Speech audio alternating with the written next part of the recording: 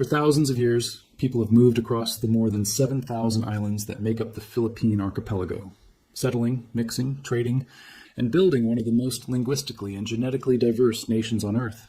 And for just as long, nobody actually knew what that constant movement had left behind in the DNA of the people living there today. Scientists finally set out to find out, sampling and sequencing DNA from dozens of ethno-linguistic groups spread across islands separated by hundreds of miles of open ocean. What they found rewrote the timeline of how the Philippines was actually settled. And buried in the data was one result so unexpected that it made headlines in genetics journals around the world, a finding that had nothing to do with any of the migrations historians already knew about. We're going to walk through exactly what that research uncovered, layer by layer, and by the end, you'll understand exactly which result shocked the scientific community, and why one small, isolated community on the island of Luzon turned out to be carrying something genetically unlike almost anyone else alive today. If genetics, deep history, and the real evidence-based story of human migration interest you, stay for this one and hit subscribe, because we dig into stories exactly like this every week. Here's what makes the Philippines such a genuinely difficult puzzle for population geneticists in the first place. Most countries have a genetic history shaped by one or two major migration waves. The Philippines has been shaped by a sequence of distinct migrations spanning tens of thousands of years, arriving from multiple directions, settling on islands that range from tiny and isolated to large and heavily connected to mainland trade routes, and every one of those waves left a genetic signature that, remarkably, can still be detected and measured in specific communities today. Add to that the sheer geography involved. The Philippine archipelago spans over 7,000 islands, stretching more than 1,000 miles from north to south, with over 100 distinct ethno-linguistic groups recognized across the country, each speaking their own language or dialect, many with histories of relative isolation from their neighbors simply because of the physical difficulty of travel between islands before modern transportation existed. That kind of geography is exactly the sort of environment that preserves genetic diversity rather than erasing it. Small, semi-isolated populations tend to retain distinctive ancestral signatures for far longer than large, highly interconnected mainland populations do, which is part of why the Philippines has become such a valuable natural laboratory for researchers trying to reconstruct the deep history of human movement through island Southeast Asia and into the wider Pacific. It's worth pausing on just how unusual that level of linguistic diversity really is. A country roughly the size of Italy or the state of Arizona hosting well over 100 distinct languages, several of which are not mutually intelligible, even with their closest neighbors, is a linguistic density found in very few other places on Earth, outside of similarly fragmented island regions like Papua New Guinea or parts of Indonesia. Linguists have long treated that diversity as indirect evidence of a genuinely complex settlement history. What genetic sequencing has now done is turn that indirect linguistic clue into direct, measurable biological evidence, confirming that the Philippines' famous diversity of languages sits on top of an equally deep and equally real diversity in ancestry. To untangle all of that, researchers didn't just take a handful of samples from Manila and call it representative of the whole country. Large-scale studies of Philippine genetic diversity have sampled dozens of distinct ethno-linguistic groups, from Negrito communities in the mountains of Luzon to lowland Christianized populations, to Muslim communities in Mindanao, to isolated groups on smaller islands rarely visited by outside researchers at all, comparing their DNA against each other and against reference populations from across Asia and the Pacific, to reconstruct which migrations reached which islands and when.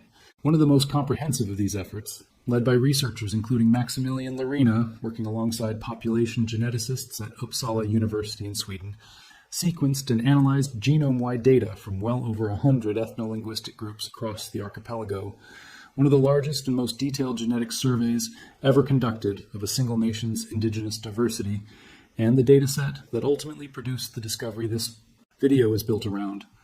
The deepest layer this research uncovered belongs to a group of communities collectively known as Negrito populations, including groups like the Aita, the Acta, and the Eta, spread across scattered mountain and forest communities primarily on the island of Luzon, along with related groups on several other islands. Genetically, Negrito populations carry ancestry that traces back to some of the very earliest modern humans to reach island Southeast Asia, tens of thousands of years ago, during a period when much lower sea levels connected many of the islands into a single larger landmass. Researchers call Sundaland, and when crossing to the remaining more isolated islands, including parts of the Philippines, still required deliberate sea voyages using some of the earliest known maritime technology in human history. These earliest populations carry a genetic signature most closely related to other so-called Negrito and Melanesian populations scattered elsewhere across the region, in the Andaman Islands and the Bay of Benga, L in parts of Malaysia, and further east into Papua New Guinea and Australia.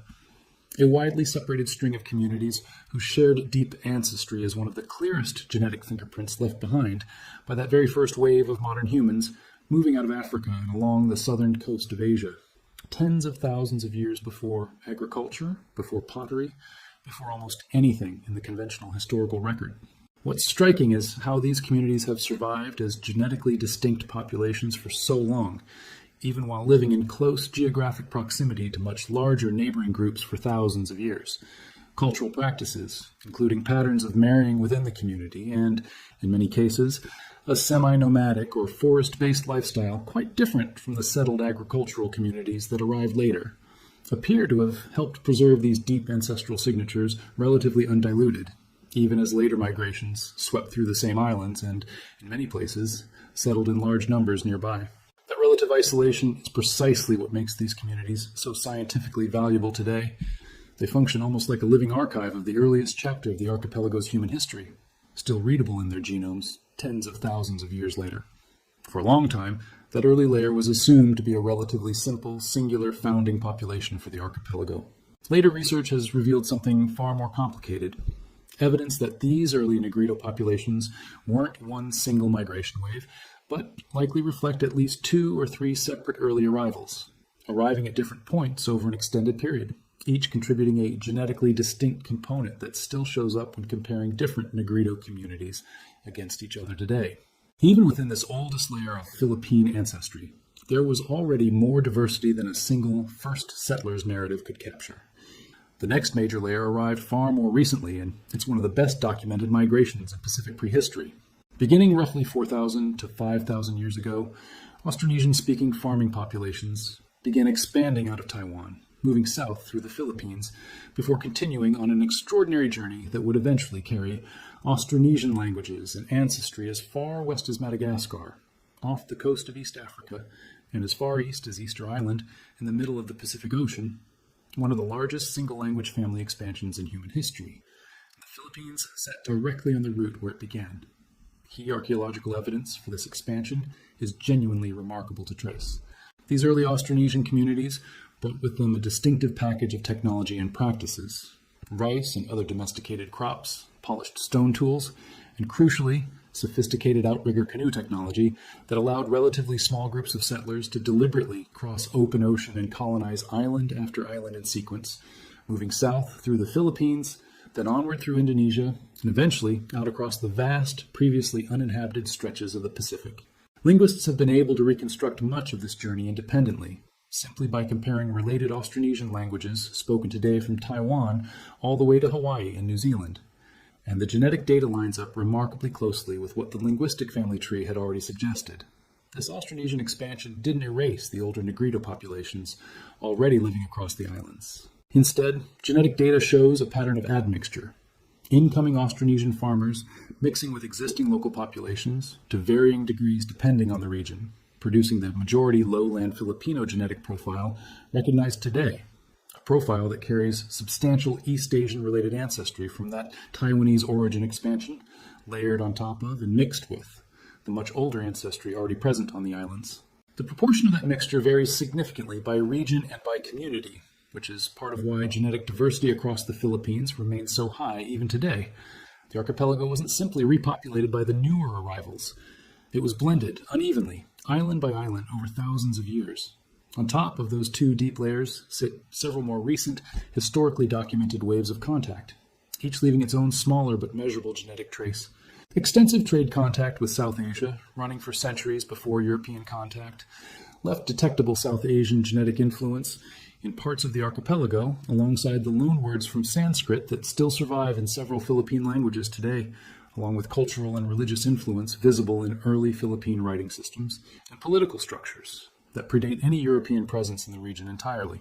Centuries of trade and, in some regions, settlement from China left a measurable East Asian genetic contribution distinct from the earlier Austronesian layer, concentrated particularly in certain lowland and coastal communities with long documented histories of Chinese trade and intermarriage, some going back well over 1,000 years before Spanish contact, predating the colonial period by a wide margin, and more than 3 centuries of Spanish colonial rule, beginning in the 16th century, followed by a shorter period of American administration in the 20th century, left a real, if generally smaller, European genetic component in much of the modern population, alongside the Spanish-influenced culture, religion, and surnames that remain far more visible today than the genetic contribution itself. It's a genuinely interesting mismatch worth pointing out. An enormous share of the population carries Spanish-derived surnames today, a legacy of a 19th century colonial decree that assigned standardized Spanish surnames to Filipino families for administrative purposes.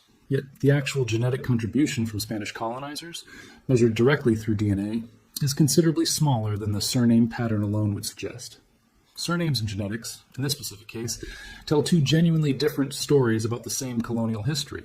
Layer all of that together, island by island, and you get a picture of the Philippines as one of the most genetically layered nations anywhere on Earth. Not a single population, but a mosaic assembled from at least 6 or 7 distinct historical episodes of migration and contact, each one leaving a measurable trace that researchers can still isolate and date using modern genomic tools. And that brings us to the result that actually shocked the scientists studying this data. When researchers looked closely at one particular Negrito community, a group called the Aita Magbukon, living in the mountains of Bataan province on the island of Luzon, a community numbering only a few thousand people, they found something nobody expected to see anywhere in the world at that level. Buried in their genome was an unusually large proportion of ancestry from Denisovans, an extinct group of archaic humans, cousins of the Neanderthals, known mostly from a small number of fossil fragments recovered from a single cave in Siberia and a few sites in Asia, whose existence was only confirmed through DNA analysis in the first place, since so little physical fossil evidence of them has ever been found. To this day, the entire physical fossil record of Denisovans consists of little more than a finger bone, a few teeth, and a handful of other bone fragments. An almost unbelievably thin physical record for a population that clearly once ranged across a wide swath of Asia and interbred with modern humans on more than one occasion. It helps to understand a little about who the Denisovans actually were before diving deeper into what this finding means. They were a distinct population of archaic humans, first identified in 2010 through DNA extracted from a single finger bone found in Denisova Cave in the Altai Mountains of Siberia.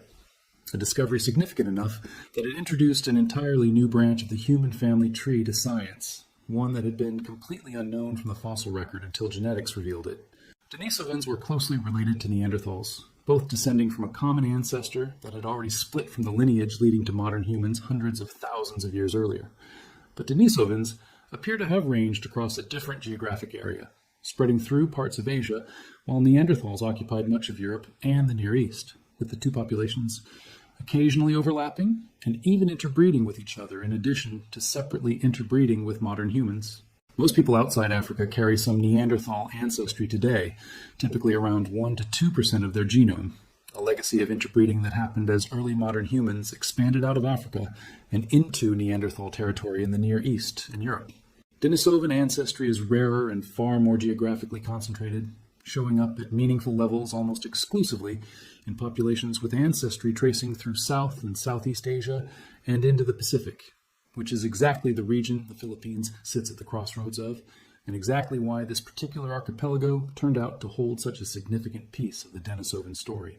Denisovan ancestry had already been known to survive in modern populations, particularly in Papua New Guinea and parts of Melanesia, where indigenous populations carry some of the highest previously documented levels anywhere on Earth, typically estimated at around 4 to 6% of their overall genome, a legacy of ancient interbreeding between Denisovans and the modern human populations that first moved through Asia into the Pacific region tens of thousands of years ago.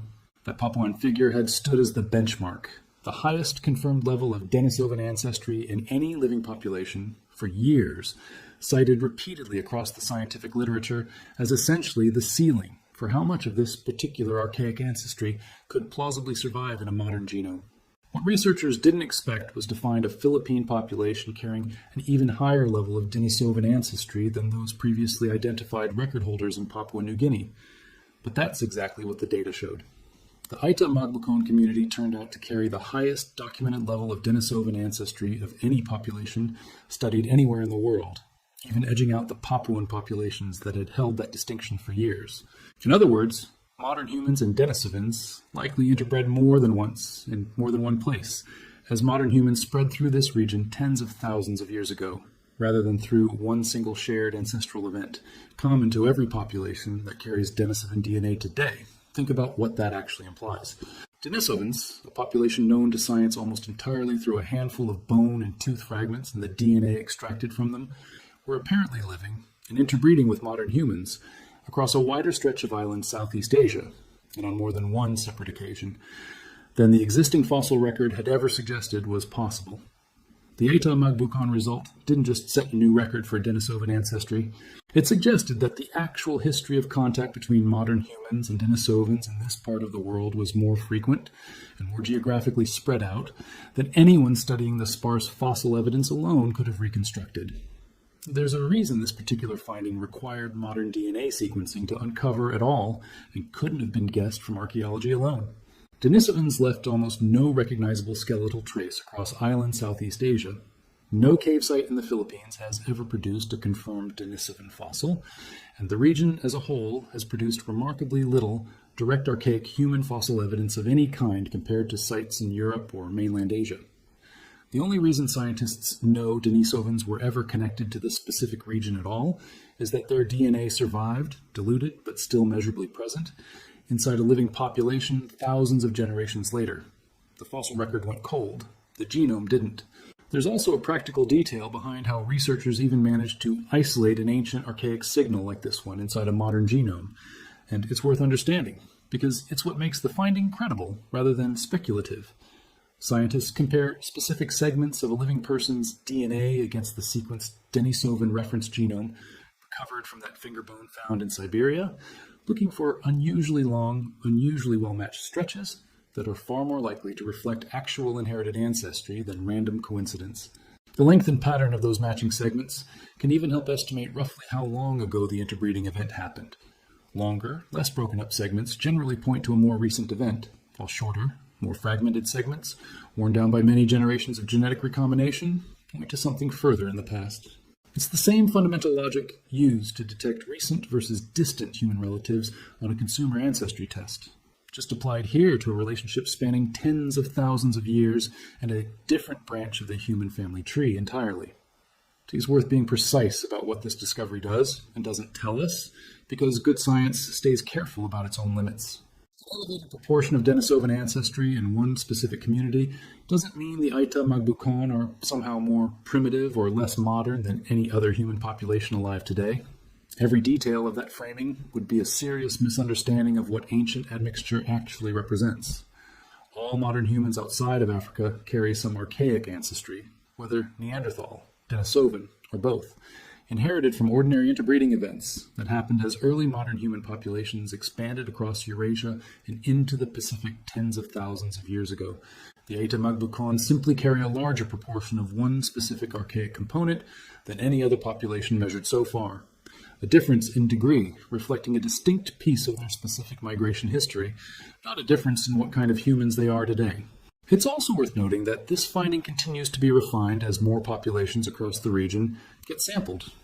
Researchers studying Philippine genetic diversity have specifically called for more comprehensive sampling of additional Negrito communities and other understudied groups across the archipelago's thousands of islands, since a discovery this significant, found in one relatively small, previously undersampled community, strongly suggests there's more of this deep, archaic history still waiting to be found in other communities that simply haven't been sequenced yet. Several related Negrito communities elsewhere in the Philippines have shown elevated, though somewhat lower, Denisovan ancestry as well, suggesting the Aita Magbukon result may be the clearest example of a broader pattern across multiple related communities, rather than a completely isolated anomaly confined to one single group.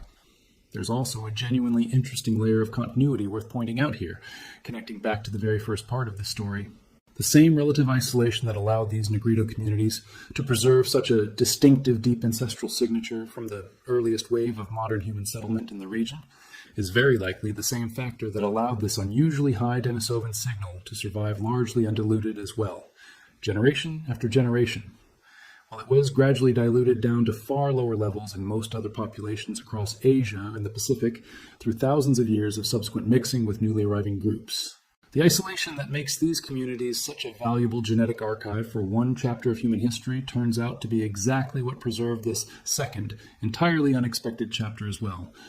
There's a practical layer to this story too, worth mentioning for anyone in the audience who has Filipino ancestry and has taken a consumer DNA test themselves. Standard consumer ancestry tests are not designed to detect or report archaic ancestry like this at all.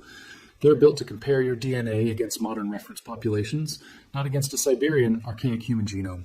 So a Denisovan signal like the one found in the item Magbukon would never show up on an ordinary Ancestry DNA or 23andMe report, no matter how much of it someone happened to carry. Finding it requires the kind of specialized academic sequencing and archaic genome comparison used in the research behind this video, which is part of why a discovery this significant could sit undetected for so long, hiding in plain sight inside a community's DNA until a dedicated research team finally went looking with the right tools. That's also worth remembering as a broader lesson about ancestry testing generally. The percentages and regions on a consumer report are a genuinely useful window into your recent documented family history, but they are not, and were never designed to be, a complete accounting of everything meaningful sitting inside your genome. Deeper, older, rarer signals like archaic ancestry live at a level most consumer tools simply aren't built to look for, which means there's very likely more genuine history sitting inside all of our DNA from every population than any of us currently has the tools to fully read. Put the whole picture together, and the Philippines turns out to be far more than a single uniform Filipino DNA story. It's a genuine record of tens of thousands of years of layered migration, an ancient Negrito founding population itself made up of more than one early wave, a massive Austronesian farming expansion that would eventually help populate half the Pacific Ocean, centuries of trade contact with South Asia and China, and 300 years of Spanish and American colonial contact, all stacked on top of each other, unevenly, island by island, with one small mountain community in Luzon quietly holding onto a genetic connection to an extinct human relative more strongly than any other population scientists have found anywhere else on Earth. It's also a reminder of something worth sitting with more broadly. The Aita Magbukon are not a large or widely known population. Outside of specialist genetics circles, most people, including most Filipinos, had likely never heard of this specific community before this discovery made headlines.